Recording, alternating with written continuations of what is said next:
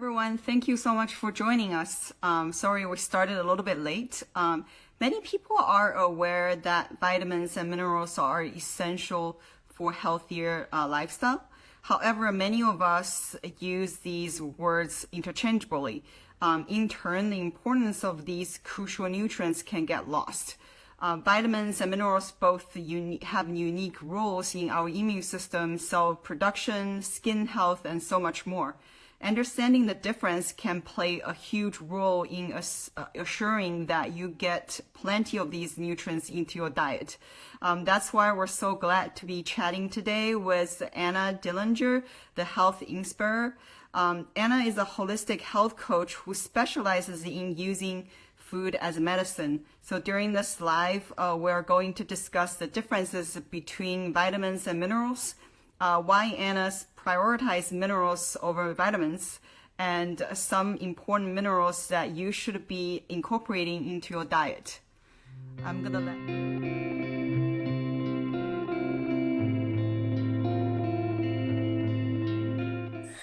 Hello, hi Anna. Hi, how are you? Good. Thank you so much for accommodating. I ran a couple minutes late because I had to take my cat to the doctor. Oh, I hope they're okay. Yeah, he's okay. He's okay. He's smiling. Thank you so much. Good, good. Um, so glad to be talking about this topic because so many people get confused. But before we start, tell us a little bit about your background and like how you became the holistic health coach. Sure, I'd love to. So, I think I've always been interested in holistic health. I was really fortunate to be raised by a mom that was very interested in alternative health. So, I knew about homeopathy and um, other natural modalities, but I think it wasn't until my first son was born. And I think I got a very close firsthand glimpse of, certain aspects of the healthcare system that didn't really align for me. And, that mama bear instinct to want to take care of your child and make sure that they have everything that they need. So I really just set out to be able to provide better healthcare for my own family and to be able to understand what to do when certain things came up. And then that morphed into lots and lots of years of study. So I started with the Institute of Integrative Nutrition. And then I also studied with functional diagnostic nutrition, which was like a really neat kind of clinical look at the systems of the body. And then most recently, I studied with Morley Robbins of the Root Cause Protocol, who is becoming more and more popular. It's really exciting to see more people curious about minerals. Mhm. Wow. Wow, that's really awesome. But what does like a holistic health coach do for their clients? Yeah, I think that coach is used in many different ways. I think there's lots of different versions of what a health coach could be, but the way that I like to look at it as a guide, a support, somebody to encourage an individual to be able to make really impactful lifestyle changes to improve their physical health, their mental health. So I have the utmost respect for doctors and practitioners.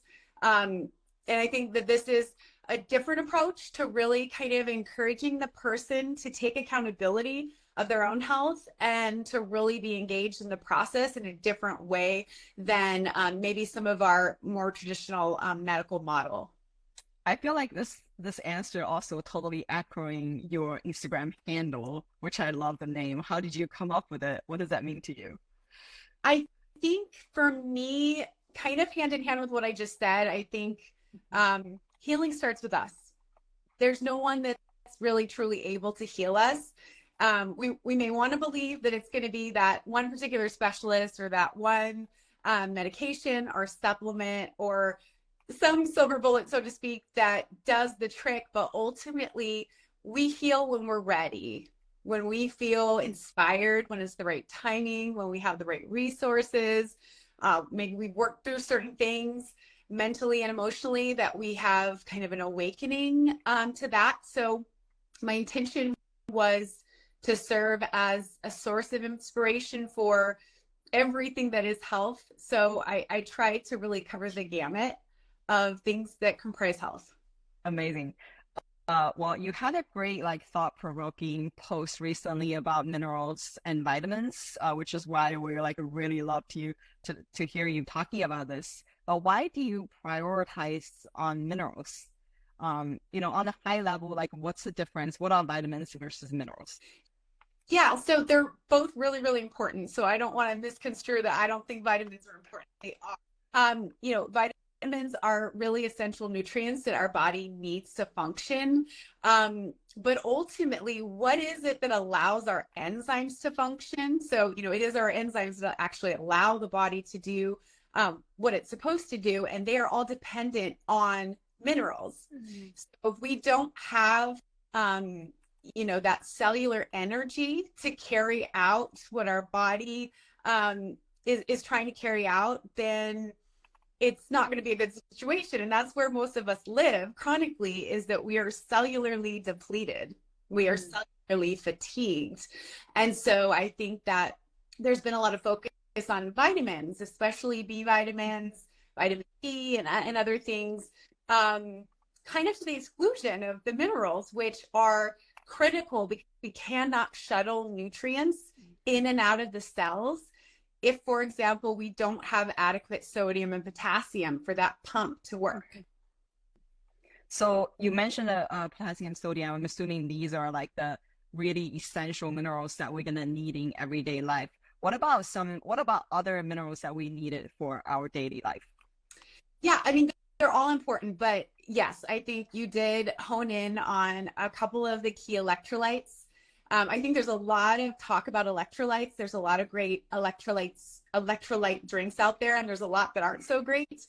But really the key four that I really focus on initially with clients are starting to balance calcium and magnesium, as well as sodium and potassium, because those the cornerstones of our health. We need calcium and magnesium, not just for bone health, but also bone density. We need it for blood sugar regulation. So many different facets of our body requires those two minerals, especially magnesium alone. 40% of our enzymes are dependent on just magnesium. And wow. And sodium and potassium are also extremely important because they are what allows us to have, our heart rate functioning appropriately, our blood pressure, our fluid, our pH balance. Like I said, that pump, the sodium potassium pump that's in all of our cells, that's how we get the beautiful nutrients, the hormones in and out. And that's why so often my clients will come to me with thyroid symptoms and they can't figure out why their blood looks beautiful, got plenty of thyroid hormone, but it can't get in to do its job. Oh, wow. But what about some vitamins? Vitamins that we're talking about minerals. What about some vitamins that's human need in their everyday life? All of them. All the big ones about, vitamin A, B, C, D, K. They're all important. From my perspective, I think what I try to help people see is that we can get them from whole food sources. And when we get them from whole food sources, we're going to get them that are complex for absorption. Mm-hmm. And so there's a beautiful dance, this exchange between vitamins and minerals that most of us don't even know exists. So for example, if we talk about real whole food vitamin C, like you would get from, let's just say, oranges or orange juice, it actually has a copper core, the vitamin C. And when we think about whole food complex vitamin E, it actually contains selenium. So there's a reason why nature, created these little tag teams. That's the way they work best. So it makes a lot of sense to really get your vitamins, both vitamins and minerals, from natural sources, like from your food. 100%. Wow. How can some vitamins actually inhibit some minerals then? Yeah, so it's not like real in nature vitamins that are inhibiting what I see often, that people will come to me taking a plethora of synthetic vitamins because they see something on Instagram, or they went to, a couple of different doctors, And before they know it, they're taking 20 supplements. And oftentimes those supplements are interacting negatively with their balance. So synthetic, I know there's a lot of debate about this, and I own that. But synthetic vitamin C, otherwise known as ascorbic acid, one of the dangers of why I don't consume it or recommend it is that it can bind up copper. And copper, I know a lot of people believe in this notion of copper toxicity, which I don't, is so critically important to iron recycling. So we don't want to be binding up all that precious, life-giving copper that we need for recycling iron for our immune function. Well, we can simply consume real vitamin C and get the copper with it. Oh, wow. That's really interesting. I think like we haven't heard people talking about it. It's always like, okay, pop that vitamin C, but like nobody really talk about like where that vitamin, the source of that vitamin C. Yeah, and there's another one to mention that's another hot topic, but I have to because I have this platform. There's a lot of emphasis on vitamin D. You know, why do we have crisis, this epidemic of low vitamin D? Well, when we're taking vitamin D in synthetic form, some of the risks of doing that can be that we inadvertently deplete potassium, because in that synthetic form, it can cause renal potassium wasting. And also in the process of the body trying to convert this foreign substance, we have to convert D for it to do its job. It can also deplete magnesium in that conversion process. So I always recommend, you know, for vitamin D, we have this beautiful natural thing called the sun that does a really good job at allowing the body to convert, to make that D from cholesterol. We got one question came in. How do you know that you are lacking a vitamin or vitamins without testing? What are your signs and symptoms? I don't personally test vitamins, but I do test for minerals. And, you know, generally speaking, as long as the person is eating a well-balanced diet that's high quality, that's diverse, you're going to get a whole lot of the vitamins that you do need. Now, there are some things that we might want to supplement in terms of whole food sources. So, you know, vitamin C is one of those that I do recommend, for example, adrenal cocktails. It's a really nice way to get in some more vitamin C to support the thyroid and adrenal function. And then B vitamins can also be kind of hard to get in your run-of-the-mill diet. So I do recommend additional things like bee pollen is a great source, or non-fortified nutritional yeast. So while I don't test for vitamins, I do definitely honor their importance in my work that I do with clients in the protocol that I use. And I do test minerals through a hair tissue mineral analysis, which is a small hair sample. That makes a lot of sense. You mentioned about enzyme earlier. Like, what are their roles in mineral absorption? Yes. So enzymes are something that most of us don't know about. It's basically they're catalysts to allow the body to function. And like I said before, in order for those, you know, catalysts, those chemical reactions to occur, they're dependent on minerals. So they go hand in hand. We need the minerals for the enzymes to work. And, you know, in order for us to have appropriate mineral absorption, we don't want to just be throwing a bunch of supplemental minerals. We want to be eating enough, because that's how we, you know, absorb our minerals, is through proper nourishment. I know there's like you know, like a lot of increase in people developing food sensitivities. And can mineral deficiencies be like a root cause for some food like food sensitivities? You probably saw my post on this. I Yep. don't believe that food sensitivities are actually a root cause. I used to believe way back when that if I just omitted enough foods, I'd feel better. My digestive issues would go away, because I was somebody that struggled with digestive issues most of my life until my 40s.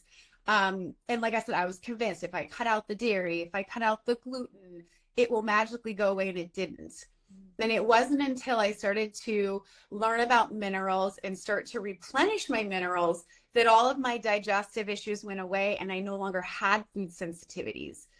So, as one example, a lot of the time when I see clients with food sensitivities, it's a cascading effect. So, it didn't happen overnight. It was like bills start to fall off, or I know when I'm eating three things, and how am I fighting? A lot of the time, it points back to something so simple as why I start with sodium and potassium with clients is because we need sodium to produce stomach acid. And those two minerals are often depleted. So if we don't have enough minerals to create stomach acid, then better believe we're going to have a hard time digesting things. And then we're also going to see, with copper and iron, we don't have enough time to talk about that. That's a whole other fun topic. But if we have copper and iron dysregulation and we have a lot of stored iron in our tissues, for example, in our digestive tract, that can allow us to have more gut irritation, leaky gut, definitely to safe harbor more of that opportunistic bacteria and pathogens that ultimately contribute to people not feeling very good and having sensitivities, maybe having histamine issues. Yeah, I think oftentimes people want this quick fix and thinking even if they just eliminate something that can, resolve their food sensitivity. But as you mentioned, this makes a lot of sense. It's actually a cascade effect that you kind of need to look into the sources of what's going on. And then this source could be the mineral deficiency. Yeah. Oh, wow. We have a lot of audience who are, trying to conceive and or, trying to have a baby or in pregnancy, postpartum. What role do, minerals in a mother's diet play in child development? Very important. I think we all know intuitively that the role of a mom is a big one.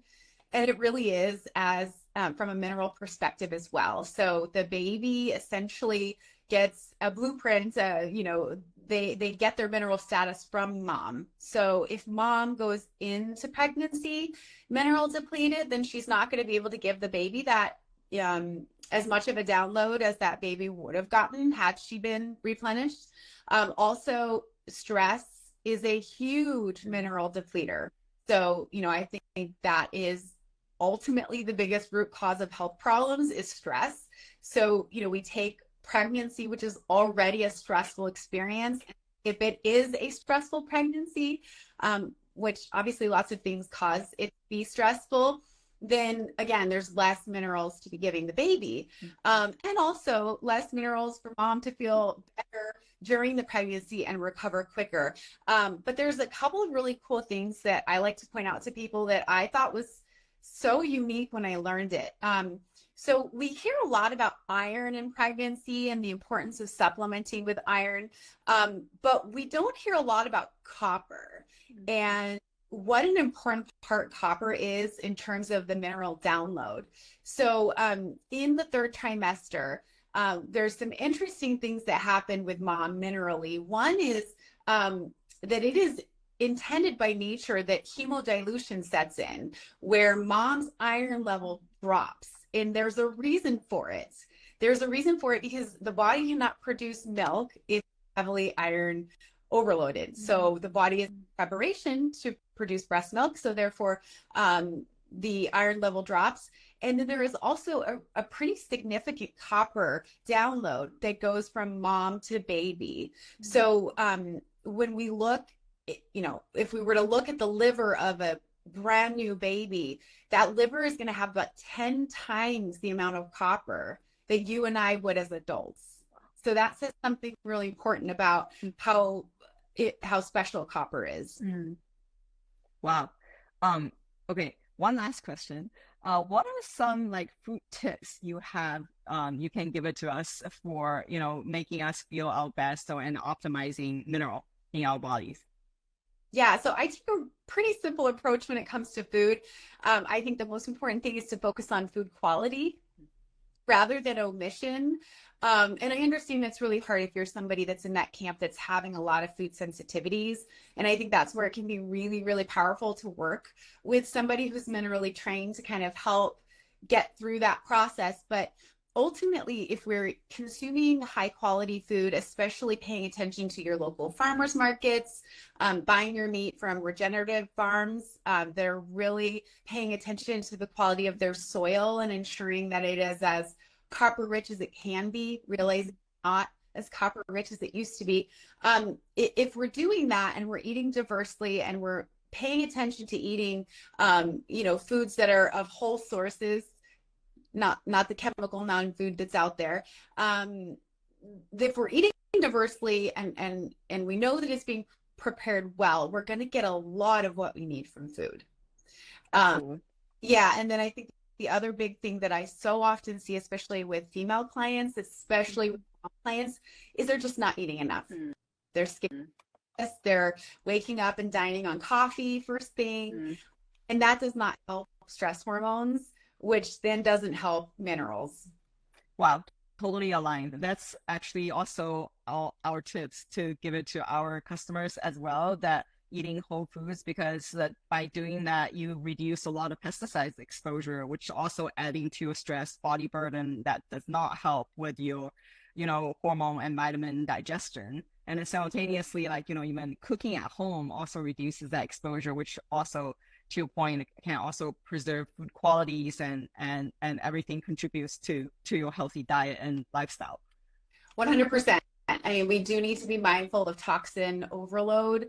If we have a body that is exposed to lots of, parabens,